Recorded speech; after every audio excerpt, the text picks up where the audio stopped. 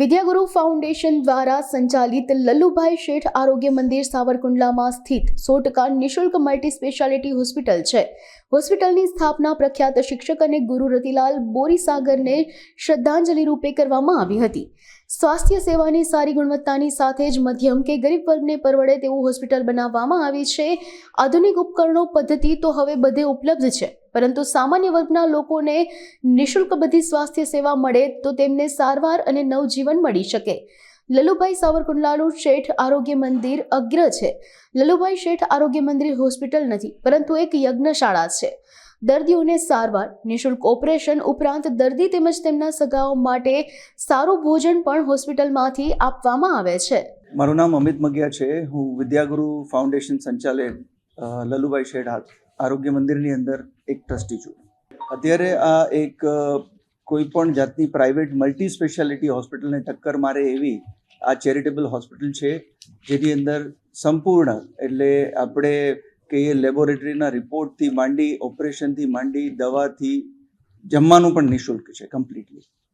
આની અંદર લગભગ 18 જાતના ડિપાર્ટમેન્ટ અત્યારે કાર્યરત છે. એની અંદરમાં અત્યારે હાડકા વિભાગ, સ્ત્રી વિભાગ એટલે ગાયનેક કહેવાય, જેની અંદર મેટર્નિટી પણ આવી જાય છે, પીડિયાટ્રિક બાલ વિભાગ પણ છે, એની અંદર આંખનો વિભાગ પણ છે. એવી જ રીતે નેચરોપેથીની અંદર યોગા પણ ચાલે છે, હોમિયોપેથી ચાલે છે, આયુર્વેદ પણ ચાલે છે. એટલે ટોટલ અત્યારે 18 વિભાગ કાર્યરત છે. અત્યારે 140 બેડ છે આની અંદર કાર્યરતમાં, અને અત્યારે હવે જે અમે નવું બિલ્ડિંગ બનાવવાના છીએ એની અંદર બીજા 40 બેડ એડ થશે, અને એની અંદર ન્યુરોલોજી અને કાર્ડિયોલોજી એટલે હૃદય અને મગજના રોગો માટેની નવા 2 વિભાગ કાર્યરત થશે. કેન્સરની અંદર મેઇનલી આપણે સૌરાષ્ટ્રની અંદર આપણે વિચારીએ તો વધારે તમાકુ રિલેટેડના કેન્સરના કેસીસ હોય છે, મોઢાના કેન્સરના કેસીસ વધારે હોય છે, અને સ્ત્રીઓની અંદર બ્રેસ્ટ કેન્સરના કેસીસ વધારે આવે છે. સો અત્યારે દર્દીઓ બધી જગ્યાએથી આવે છે. અત્યારે પણ અવેરનેસ અમારું અમરેલી જિલ્લામાં વધારે છે. અમારી અત્યારે એ જ પ્રયાસ ચાલે છે કે આનો વધારેમાં વધારે પ્રચાર થાય, વધારે લોકો લાભ લે. છેલ્લા 10 વર્ષથી અંદર લગભગ 20 લાખ લોકોએ લાભ લીધો છે. પણ આ જ રીતે અગર જોઈએ તો અત્યારના 1500 લોકો ડેઇલી હોય છે, જેના હિસાબે આપણે વિચારીએ તો વર્ષની અંદર 4 થી 5 લાખ લોકોએ લાભ લેવો જોઈએ. જે 1500 અમે હમણાં પહોંચ્યા છીએ, તો એટલે આનું અવેરનેસ જેટલો વધશે એટલો વધારે લોકો તરફ મતલબ વધારે લોકો લાભ લઈ શકશે આનો. એક્ઝેક્ટ સાવરકુંડલા રેલવે સ્ટેશનની સામે જ આપણી હોસ્પિટલનું સંકુલ છે, અને જેટલો જ આનો તમે પ્રચાર કરશો એટલા જ લોકો વધારે બેનિફિટ લઈ શકશે. હું મારું પોતાનું પર્સનલ એક્ઝામ્પલ આપું તો મારી પાસે 2-3 જણા બોમ્બેની અંદર એવા આવેલા કે જેને મેડિકલ સહાય માટે હેલ્પ માંગી મારી પાસે. તો મેં કીધું કે શું થયું છે, તો કોઈને ગર્ભાશયની થેલીનું કંઈ ઇસ્યુ હતો. મેં અમારી હોસ્પિટલમાં કીધું કે ભાઈ આપણે કરીએ છીએ, અને કીધું હા આપણે કરીએ છીએ, બિકોઝ આ ઘણા અલગ અલગ ટાઈપના ઓપરેશનો હોય.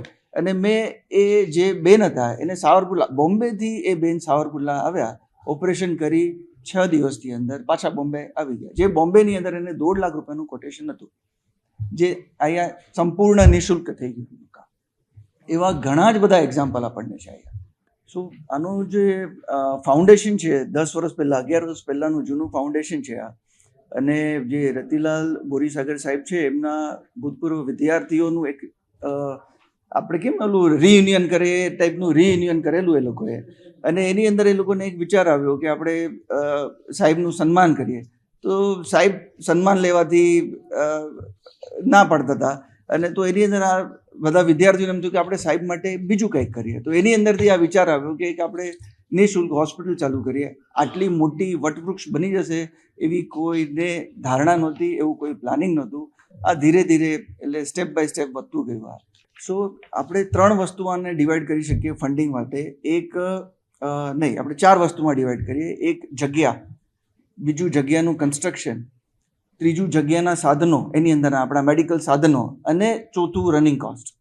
તો જગ્યા અમને ખાદી કાર્યાલય જે લલ્લુભાઈ શેઠ જેના નામથી આ હોસ્પિટલ છે એમને નિઃશુલ્ક વાપરવા માટે આપી છે.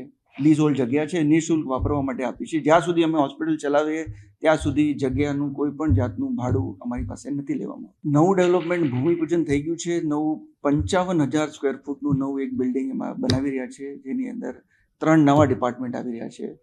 ભૂમિપૂજન થઈ ગયું છે, બધું પ્લાનિંગ થઈ ગયું છે, ડિઝાઇન્સ થઈ ગઈ છે, કોન્ટ્રાક્ટરો લગભગ ફાઇનલ થઈ ગયા છે, કન્સલ્ટન્ટો આરસીસી કન્સલ્ટન્ટ, સ્ટ્રક્ચરલ કન્સલ્ટન્ટ એ બધા જ ફાઇનલ થઈ ગયા છે અને લગભગ 1.5થી વધીને 2 વર્ષની અંદરમાં એ બિલ્ડિંગ નવું કાર્યરત થઈ જશે. એની અંદર નવા ડિપાર્ટમેન્ટની અંદર એક કાર્ડિયોલોજી છે અને બીજું મગજના રોગો માટેનો ડિપાર્ટમેન્ટ છે. ત્રીજું એક નર્સિંગ કોલેજ છે, જેની અંદર 50+50 એમ એટલે 2 વર્ષની અંદર જે કોર્સ હોય એની અંદર એટલી કેપેસિટીનું નર્સિંગ કોલેજ બનાવી છે. પ્રાયોરિટી એ છે કે ગામડાના વિભાગમાંથી એક ઘર પગભર થાય, ગામડાની દીકરીઓને આપણે આગળ લાવી શકીએ, એ જ એની પાછળનો એક વિચાર છે. અને એ જે દીકરીઓ નર્સિંગનું ભણી અને પછી કદાચ અમને અમારી હોસ્પિટલમાં પણ સપોર્ટ થઈ શકે અને પોતાના ફેમિલીને પગભર કરી શકે, એ રીતના વિચારથી આ નર્સિંગ કોલેજ છે.